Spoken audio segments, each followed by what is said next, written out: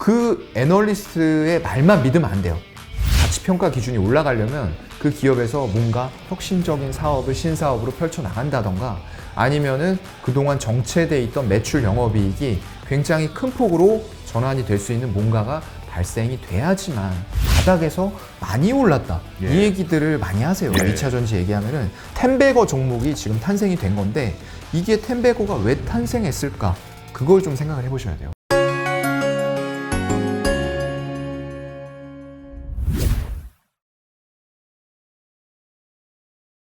그럼 애널리스트 보고서가 사실 이런 그 재무제표를 잘 요약해 주시는 걸로 유명하긴 한데 맞아요. 그럼 애널리스트 보고서를 이제 어떻게 읽어야 되는지 모르시는 분도 계시더라고요. 네, 맞아요. 예, 그럼 애널리스트 보고서가 하루에도 사실 수십 개씩 많이 나와서 많이 나와요. 이거 도저히 다 못 읽겠다 이런 분들 있는데 이런 분들을 위해서 좀 쉽고 빠르게 오늘 나온 애널리스트 보고서를 잘 뭔가 캐치하는 방법은 없나요? 네네. 이렇게 내가 이제 예를 들어서 궁금한 것들 만약에 리포트가 어떻게 나왔는지 궁금하다라고 했을 때 여기 이거는 이제 저희 화면이라서 마찬가지로 여러분들이 이거 보는 화면은 다 각각의 좀 HTS나 이런 것들 공부를 좀 하셔야 될 것 같고요. 저희 기준으로 설명을 드리면은 종합시황이라는 화면에서 여기 뉴스원의 종합정보 들어와 보시면 목표 주가라는 게 나와요. 그럼 이게 기업명을 없애고 보시면은 이제 오늘 기준으로 뭐 이거 날짜 설정도 하실 수 있어요. 네네. 날짜별로요. 근데 만약 그냥 놔두고 보면 오늘 기준으로 나오는데 여기 이제 예를 들어서 보면은 제일 위에 나온 게 제일기획이에요. 2분기 실적이 피크가 아니라면 목표가 36,000원 하나투자증권에서 리포트를 낸 거죠. 그래서 여기서 보시면 이제 주요 내용을 딱 요약을 해줍니다. 네네. 제일기획에 대해서 동사 2분기 실적이 어떻게 나왔는데 전년 동기 대비해서 얼마나 성장이 됐다. 그래서 국내 매출 총이익은 어느 정도 성장할 것이다. 그래서 여러분들이 여기서 보셔야 될 거는 컨센서스가 나왔는데 이게 전년 동기 대비해서 얼마나 성장이 되는지 그리고 전 분기 대비해서도 지속 성장이 있는지 이게 두 개가 다 성장을 지속을 해나간다 라고 했을 때는 일단 좋게 볼 수가 있는 거죠. 계속 성장을 하고 있다라는 의미가 되는 거고요. 그리고 거기에다가 그렇게 컨센서스를 높게 잡은 이유들도 바로 뒤에 나와요. 제일기획 같은 경우에는 무선 플래그십 제품 외에도 각종 브랜딩 강화 마케팅을 진행을 했고 주요 광고주의 물량이 매체와 디지털 모두에서 크게 집행이 됐기 때문에 이런 식의 실적이 나왔고 우리는 컨센서스를 상향을 시켰다라고 분석을 해놓습니다. 그러면서 목표가를 이런 식으로 직전 목표가와 동일하게 유지를 한다. 최근에 1년 목표가는 상승하는 분위기다 라는 부분들이 아주 잘 요약이 돼서 그렇군요. 그래서 여력이 여러분들이 만약에 되신다고 하면은 이런 요약본보다는 사실상 저는 전체 리포트를 자세하게 읽어보시면서 왜 이런 근거로 했는지 이런 것들을 애널리스트들이 정말로 세세하게 개인의 의견이 반영된 거긴 하지만 자료들을 꽤나 많이 갖다가 붙이면서 도표라던가 이런 것들이 많이 붙어요. 그래서 그런 것들을 어떤 자료들을 근거로 했는지 이런 거를 조금 더 공부하시면은 좀 더 이제 아까 말씀드린 깊이가 있고 밀도 있는 공부가 될 것 같고요. 그런 분이 아니고 조금 빠르게 전체적으로 훑어보고 싶다라고 하시는 분들 이런 식으로 보시면서 목표가를 보시고 이게 상향되는지 여부들 그리고 그 근거는 무엇인지 하향되는 리포트들은 내가 꼭 그 기업에 지금 현재 투자하고 있는 게 아니다라고 했을 때는 하실 필요까지는 없어요. 안 보셔도 될 것 같아요. 근데 만약에 내가 지금 그 기업을 투자하고 있는데 이게 목표가 하향 리포트가 나왔어요.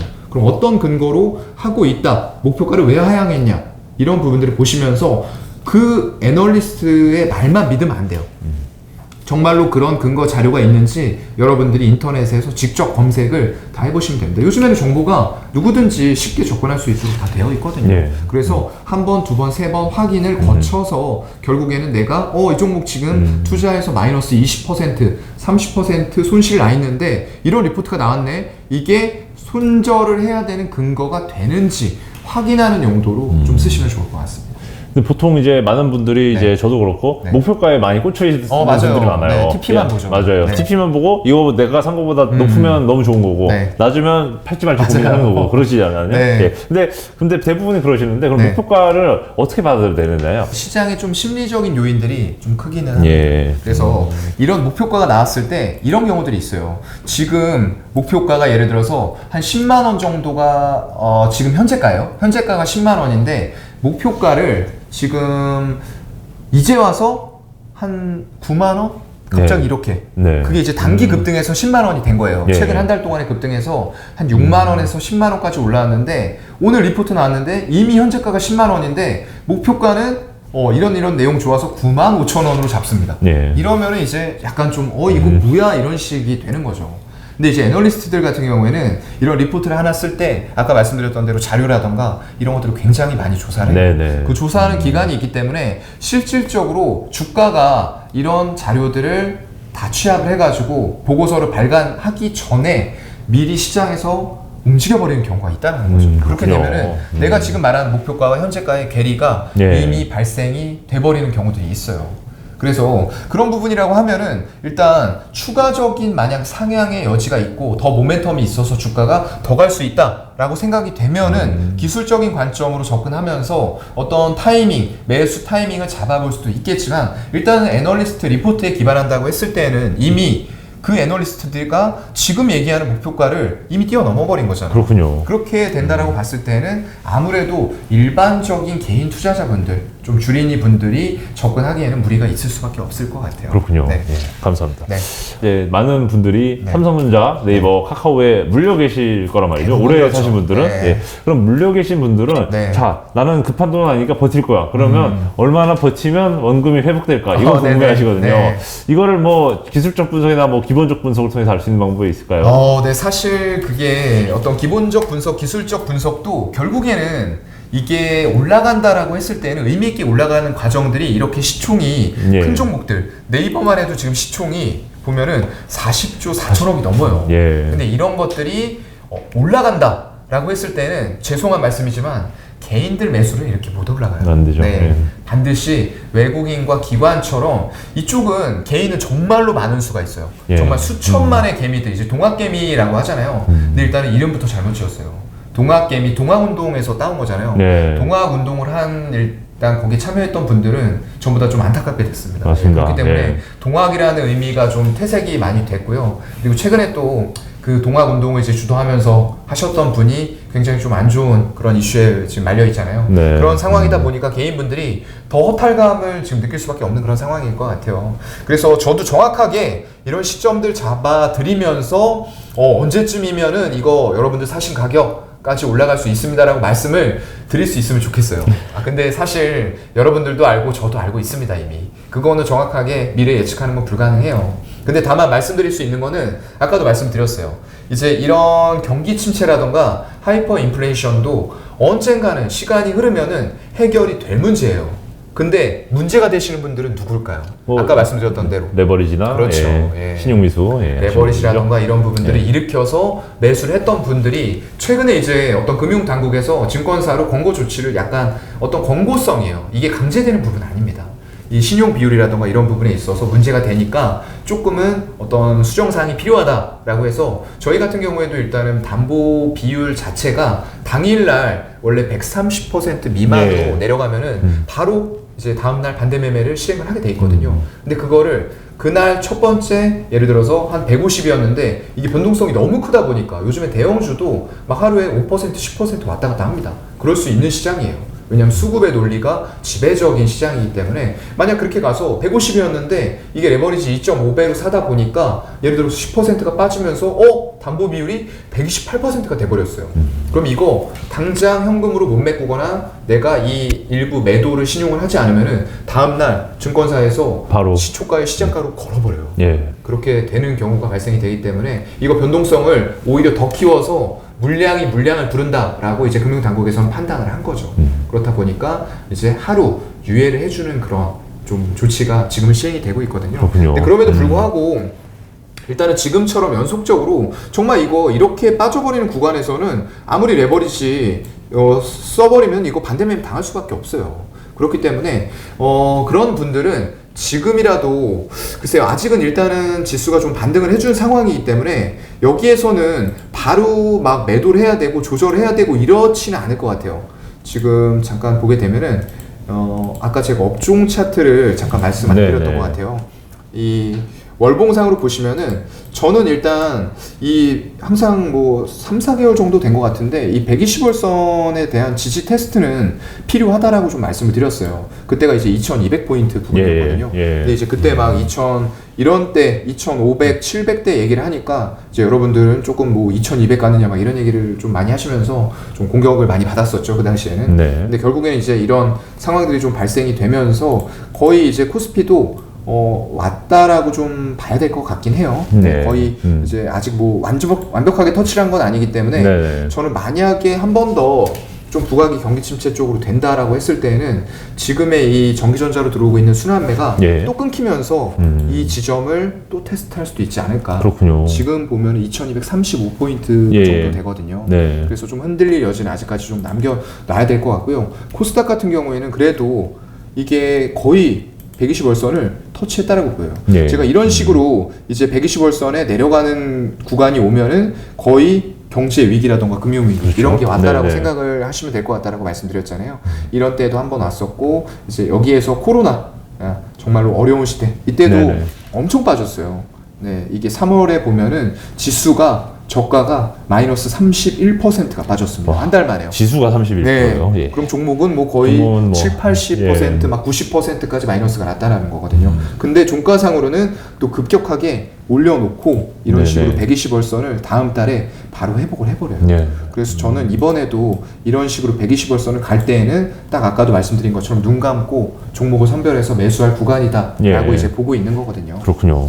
자, 그러면 코스닥 띄워주신 김에 자, 코스닥 대장주죠. 이제 2차전지 소재인 LNF, 에코프로비엠, 천도 이런 좀 많은 또 분들이 이건 2020년대 중반 이후로 무조건 전기차 시대가 열릴 거고 그냥 들고 가면 무조건 먹는다 이런 생각을 요즘 많이 하시는 분들이 계신 것 같아요. 그래서 맞아요. 소재주 한번 어떻게 봐야 되는지 좀. 소재주는 저는 여전히 좋다라고 보이고요. 일단은 사실상 소재주 중에서도 양극재 업체들, 우리나라의 양극재 업체들이 엄청나게 두각을 보이고 있어요. 다른 쪽들은 사실상 주가들이 조금 힘들긴 했습니다. 배터리 셀 업체도 그랬고요. 근데 이제 이런 양극재 쪽은 워낙에 하이니켈 기반의 어떤 수요가 너무나도 견조해요. 그렇다 보니까 각각의 업체들에서 지금 배터리가 완성차 업체들에서 모자랄 거다라고 판단을 하고 있어요. 그렇다 보니까 우리나라의 어떤 삼성, SDI 그리고 SK온이죠. 분사가 아직 안 됐죠.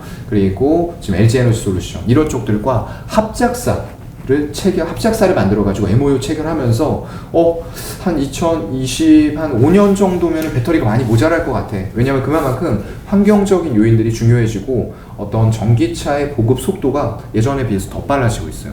지금 이제 제가 알기로는 한 9%가 조금 넘어가는 정도 수준까지 글로벌 보급률이 올라왔거든요. 근데 이게 점점 더 가속화될 거라는 얘기예요. 왜냐하면 지금 지구의 어떤 탄소 배출권이라던가 이런 쪽에서 환경 오염 문제가 굉장히 크게 대두되고 있어요.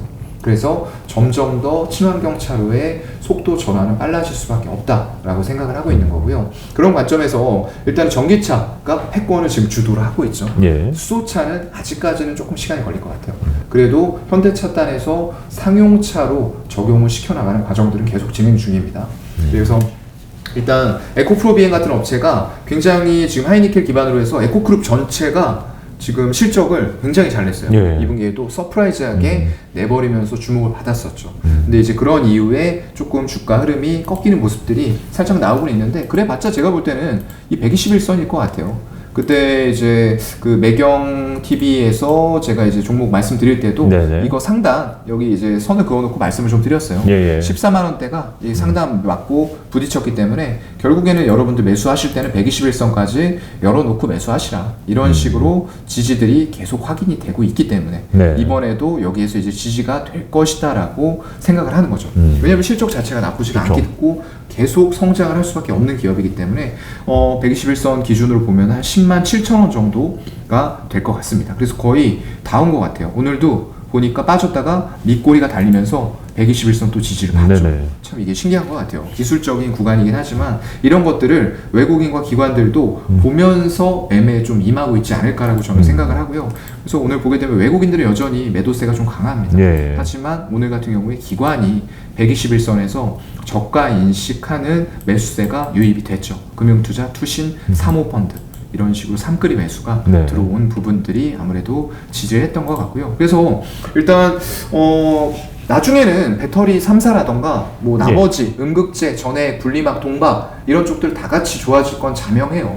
근데 지금은 그래도 아직까지는 소재단, 특히나 이런 양극재가 전체 배터리의 원가 중에서 적게는 30, 많게는 50% 이상을 차지한다라고 말씀을 하시는 분들도 있어요. 그렇다 보니까 핵심이 될 것 같고요. 결국 또 지금 당장은 어떤 그 보급해 나가는 속도 초반에 있다 보니까 중국의 저가 배터리들이 많이 점유를 하고 있어요. CATL이라던가 이런 쪽들 많이 지금 하고 있는데 결국엔 그쪽도 지금 그것만 가지고는 안 된다는 생각을 하고 있기 때문에 하이니켈을 준비하고 있어요. 왜냐하면 보급이 어느 정도 되고 나면은 결국 프리미엄 라인, 대형차라던가 SUV 전기차들이 많이 보급이 될 거거든요.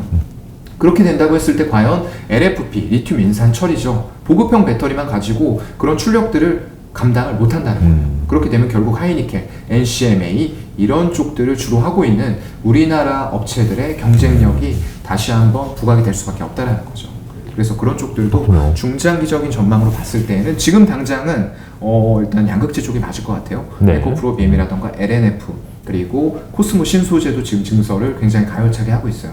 그런 쪽들이 맞을 것 같지만 조금 중장기적으로 놓고 보면은 아까 말씀드렸던 전해, 뭐 분리막, 음극재, 동박 더불어서 2차 전지 관련된 모든 것들 거기다가 조금 더 나아가면은 지금 보급이 되고 있기 때문에 폐배터리가 2025년 정도부터는 나올 거예요.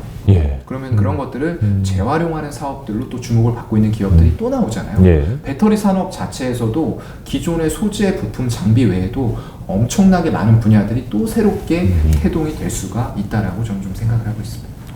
그렇다면 말씀해 주신 대로 최근에 에코프로비엠 같은 경우는 이제 무상증자에 따른 이제 수급적 이슈가 있지 않습니까? 그럼 이제 LNF랑은 최근에 주가 패턴이 좀 많이 다른데 LNF랑 에코프로비엠을 비교하면 이런 수급적 충격 이벤트를 어떻게 좀 활용을 이제 하는 게 좋을까요? 일단 제가 봤을 때는 뭐 어느 업체가 됐던 간에 마찬가지일 것 같아요. 에코프로비엠이 아까 이런 식으로 121선에 조정을 준다라고 했을 때는 여러분들이 지금 당장에 내고 있는 수익에 펄을 자꾸 비교를 하시거든요. 그리고 바닥에서 많이 올랐다. 이 얘기들을 많이 하세요. 2차 전지 얘기하면은 사실 많이 오른 건 맞죠. 단기 급등에 대한 아무래도 두려움이 있으시죠. 맞아요. 이게 근데 단기 급등을 지금 2019년 말, 2020년 초만 하더라도 거의 주가 수준이 한 12,000원 부분이었어요. 근데 이게 지금 이제 10만 9천 원까지 와 있으니까 한 지금 뭐 고점 대비로는 사실 한 13배, 14배 올랐다가 지금은 조정을 받고 있잖아요. 그래서 텐베거 종목이 지금 탄생이 된 건데 이게 텐베거가 왜 탄생했을까? 그걸 좀 생각을 해보셔야 돼요. 워낙에 큰 트렌드로 가면서 실적들이 빠르게 나오기 시작을 했고요. 여기에서 이제 그 재무제표 우리가 보는 방법을 하나 좀 알려드릴게요. 이 에코프로 BM이라는 부분들을 FN 가이드에서 결국엔 제공하는 화면이거든요. 저희 화면으로는 0575 종목 입체 분석인데요. 조금 내리시다 보면은 이런 식으로 이제 재무제표 연결과 별도로 볼 수 있는 화면이 나와요. 여기서 연간으로 좀 놓고 보도록 하겠습니다. 이렇게 보시면은 2017년, 18년, 19년만 하더라도 매출액 자체가 에코프로비엠이 한 3천억이 안 되는 수준이었어요. 그리고 영업이익은 223억. 근데 이게 2018년 오니까 매출액이 거의 뭐 2배 수준으로 뛰어버리죠. 그리고 영업이익은 그보다 더 크게 뜁니다. 그리고 2019년도에는 매출액은 늘었는데 영업이익이 소폭 감소했어요. 그랬는데 바로 2020년도에 유럽에서 이제 전기차 시장이 개화가 되기 시작을 한 거거든요. 그러면서 유럽 연합이 어떤 그 강제령 비슷하게 좀 내렸던 거예요. 유럽 쪽에서 지금 차가 개화가 돼야 되고 이 지금 환경이 많이 오염이 되고 있어. 그래서 완성차 업체들에게 얘기를 한 거죠. 니네 올해 판매되는 전체 자동차 중에서 내연기관 말고 친환경차 이 정도 비중 판매하지 않으면은 수조 원 벌금 매길 거야 라고 하니까 정말로 마케팅을 엄청나게 세게 밀어붙였어요. 그러면서 그때 기억하시는 분들은 기억하시겠지만 삼성 SDI, SK이노베이션, LG 그때는 화학이었죠. 그런 것들이 주가가 엄청나게 올라갔던 기억들을 가지고 계실 겁니다. 그러면서 2020년도에 다시 숫자가 이제 커지기 시작을 하죠. 매출액은 8,500억대 들어왔고요. 영업이익은 다시 550억 수준으로 회복을 했어요. 그러면서 21년도에는 다시 그 숫자들이 또 커져요.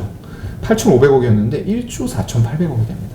그리고 영업이익도 548억 회복됐다 생각했는데 여기에서 다시 2배가 나왔어요. 그리고 올해는 영업이익 여기서 또 다시 2배요. 이런 식으로 2배가 계속 곱해지고 있는데 주가라고 10배가 올라가지 못해야 될 이유가 있을까요? 저는 이제 그런 생각을 하는 거죠. 점점 이렇게 크게 이 정도 규모를 가지고 있는 기업이 영업이익을 계속적으로 이렇게 2배 수준으로 늘려간다라는 거는 이 산업의 크기 자체가 엄청나게 크고 빠르게 개화가 되고 있다는 거예요. 그러니까 여러분들이 단순히 주가가 바닥에서 10배 올라서만 볼 게 아니라 이 산업이 이 정도 속도와 강도로 커지고 있네. 그렇다고 하면은 지금 주가 많이 올라온 건 별로 의미가 없구나 라는 부분도 같이 생각할 정도로 아까 말씀드린 이제 공부를 좀 심도 있게 하셔야 된다는 거죠. 예, 감사합니다. 자, 그러면 에코프로비엠, 요 방금 실적 재무제표 띄워주신 김에 보통 이제 밸류에이션 하면 제일 많이 보시는 게 PER 밸류에이션을 많이 보시지 않습니까? 그래서 많은 분들이 이제 증권사에서도 PER 이제 밸류에이션 밴드바 또 PBR 밸류에이션 밴드 두 가지를 이제 많이 또 인용을 많이 하시는데 보통 저점 잡을 때 PBR 밸류에이션을 많이 보시죠. 그래서 예, 그럼 저점 잡는 걸 기준으로 할 때 에코프로비엠이나 LNF 같은 경우는 그냥 PER 밴드로 그냥 보는 걸 추천하시는 거죠? 아무래도 이제 PBR을 적용을 하는 경우에는 PER이 전통적으로 계속 낮게 나와요. 아까 제가 말씀을 잠깐 드렸는지 모르겠는데 이 PER 가치주라고 이제 얘기들을 많이 하잖아요. 가치주가 PER이 이제 보통 낮을 경우 PER을 여러분 어떻게 생각하시면 되냐면요. 간단하게 말씀드릴게요. 내가 1억이 있는데 1억 투자해서 몇 년 만에 다시 그게 2억이 되는지, 그러니까 투자 원금을 100% 회수하는 거예요. 그게 3이면은 3년 걸린다, 3년 걸릴 것 같다. 그만큼 이제 빠르게 회수할 수 있다는 거죠. 근데 예를 들어서 아까 말씀드린 에코프로비엠이나 LNF처럼 어떤 그 소재 관련된 것들이 PER 한 50배를 받는다. 그러면은 내가 지금 1억 투자했는데 1억 회수하려면 기대하는 연간이 한 50년 걸릴 수도 있겠네 라고 이제 생각이 되는 겁니다. 근데 이제 그렇지가 않다는 거죠, 사실. 왜냐면 고성장하는 것들은 고밸류를 받는 게 맞아요. 그리고 저성장하는 것들은 시장에서 꾸준하게 저평가가 돼 있다는 거죠. 그래서 단순히 그 아까 잘 말씀해 주셨는데 PER 밴드라는 게 있어요. 그래서 이게 예를 들어서 지금 PER 4배를 받고 있는데 내가 밴드를 열어보니까 이게 한 10년 동안 3배에서 5배 사이를 계속 왔다 갔다 한 주식이다. 그럼 그냥 4배가 그게 시장에서 용인이 되고 있는 그 기업의 가치예요. 그렇기 때문에 그게 어떤 10배라던가 이런 식으로 올라가려면, 가치평가 기준이 올라가려면 그 기업에서 뭔가 혁신적인 사업을 신사업으로 펼쳐나간다던가 아니면은 그동안 정체되어 있던 매출 영업이익이 굉장히 큰 폭으로 전환이 될 수 있는 뭔가가 발생이 돼야지만 그게 바뀐다는 거거든요. 아까 말씀드렸던 에코프로비엠 숫자로 보여드렸잖아요. 그렇게 그만큼 혁신적으로 바뀌고 있는 부분들 때문에 고밸류를 계속 받아도 이게 시장에서 통용이 되고 외국인과 기관들은 이런 와중에서 이런 종목들의 퍼가 높지만 지금 뭐 대표적으로 지금 최근에 이슈 받지 않고 올라왔던 게 LNF죠. LNF 보시면 이런 식으로 고밸류라고 하지만 주봉 월봉 놓고 보시면은 외국인들이 지분을 계속 늘려나가잖아요. 계속 늘려나가요. 그래서 이때하고 지금하고는 이제 나타나는 숫자 자체도 달라졌고 시장이 개화하는 속도도 달라졌고 그때는 테슬라라던가 이런 업체들 일부밖에 없었잖아요. 근데 지금은 아시다시피 예전에 내연기관차 공용들 GM, 포드, 독삼사까지도 전부 다 전기차 시장의 패러다임으로 뛰어들면서 모든 자동차 업체들이 다 이걸 하고 있는 거예요. 그럼 그만큼 시장의 파이가 예전하고 비교가 안 되게 커져 있다는 거죠. 이런 것들을 여러분들이 보시면서 체크를 할 줄 아셔야지만 이게 주가가 바닥에서 10배 올라왔어도 투자 맥점을 잡아서 투자를 실행할 수 있는 힘을 기르실 수가 있다는 거죠. 그러면 끝으로 전기차 하면 사실 현대랑 기아도 잘 하고 있는데 왜 현대차랑 기아는 사실 주봉만 봐도 되게 장기 박스권이란 말이죠. 맞아요. 이런 주가의 그 돌파구는 언제 어디서 한번 마련이 될까요? 글쎄요. 이것도 지금 뭐 좋은 시절이 있었습니다. 2020년 코로나 이후에 많이 올라왔었어요. 이런 식으로 올라왔는데 일단 뭐 수익 실현할 기회도 많이 줬어요, 사실. 25만 원대에서 몇 달간 이제 줬었는데 여기에서 못 팔고 내려오셨던 분들이나 오히려 이렇게 수익 실현을 해야 되는 윗꼬리가 달리는데 매수하신 분들, 정고점 돌파니까 그런 분들이 이제 조금 문제가 됐던 거죠. 사실상 이렇게 정고점 돌파했어도 다시 여기에서 수익 실현 못했어도 내려오면서 윗꼬리가 달리면은 손절을 조금 하시는 그런 기술적인 공부도 이제 필요하겠다라고 말씀은 좀 드렸고요. 끝으로 저희 채널 또 40, 50대 투자자분들도 꽤 많으시더라고요. 그래서 딱 특별히 그 세대를 위해서 네. 400 투자자분들을 위한 또 할 말씀 부탁드립니다. 네, 저도 40대네요. 네, 저도 40인데, 예. 지금 40대 같은 경우는 이제 일반적으로 생각했을 때, 이게 참 어떤 굉장히 좀 힘든 세대예요, 사실. 위아래를 끼어 네, 계시죠? 위아래로 예. 많이 끼어서 밑에서는 MZ 세대하고 위에서는 실버가 많이 해서 뭐 그걸 우리가 부양해야 되고 막 이런 얘기들 많이 들려오고 있거든요. 그래서 좀 굉장히 끼인 세대로서 좀 슬픔을 공감하는 바이지만 그만큼 더 지금 또 거기다가 뭐 집을 예를 들어서 사셨거나 이러신 분들은 우리나라 집 가격이 만만치 않습니다. 그래서 부모님이 도와주신다거나 정말 금수저를 물고 태어나지 않은 이상은 여러분들이 그걸 상환을 해나가시는 과정에 있을 거라고 생각을 해요. 그렇다고 하면 원금과 이자 동시에 상환하는데 지금처럼 금리 올라가면서 고정금리 끝나고 나니까 이제 변동금리가 왕창 올라가면서 정말 가계소득의 상당히 많은 부분들을 상환을 하셔야 되는 이런 상황들. 그래서 월급은 안 올라가는데 나가야 될 건 점점 더 많아지고 나의 실질적인 가처분 소득은 계속 감소가 되고 이런 상황이 있거든요.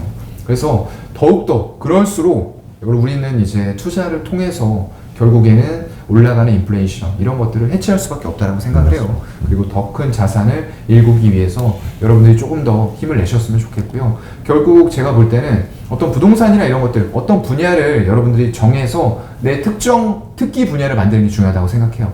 꼭 주식만 하시라는 건 아니고요. 여러 가지 뭐 가상화폐가 될 수도 있고요. 그거에 정말 미래를 나는 공부를 많이 했어. 이거는 정말 실체가 있는 건 아니지만 결국에 우리는 모두 다 중앙화 집중화된 걸 탈피하면서 탈중앙화된 이런 코인들을 사용하게 될 거야 라고 하면 뭐 비트코인이나 이런 것들 지금 많이 같이 빠져 있죠. 네. 이런 것들에 이제 타이밍을 잡아서 투자를 하실 수도 있는 거고요. 그래서 자기만의 특기 분야를 지금 40대 많이 피곤하고 힘든 거 압니다. 저도 많이 피곤해요. 저도 이제 하루에 한 3시간 반에서 4시간 정도 자거든요. 근데 이제 아까도 말씀드렸던 것처럼 남들과 똑같이 해서는 남들과 달라질 수는 없다는 걸 생각을 해요. 그래서 조금 더 내가 더 나은 방향으로 달라지기 위해서 여러분들의 시간 정말로 피곤하고 힘들지만 하루에 정말 30분만이라도 쪼개서 연습하셔서 차츰차츰 늘려나가면 되거든요. 그런 연습 꼭 하셨으면 좋겠습니다. 우리나라 이제 대한민국의 가장 여러분 40대 50대 여러분 파이팅입니다. 네, 파이팅입니다. 네. 예, 그래서 화상화 차장님과 함께 화이팅 해주시면서 정말 저희 자이언트 구독자님들 전부 모든 삶에도 화이팅 하시길 바라겠습니다. 이상 자이언트 TV의 양성이었습니다. 감사합니다. 네, 고맙습니다.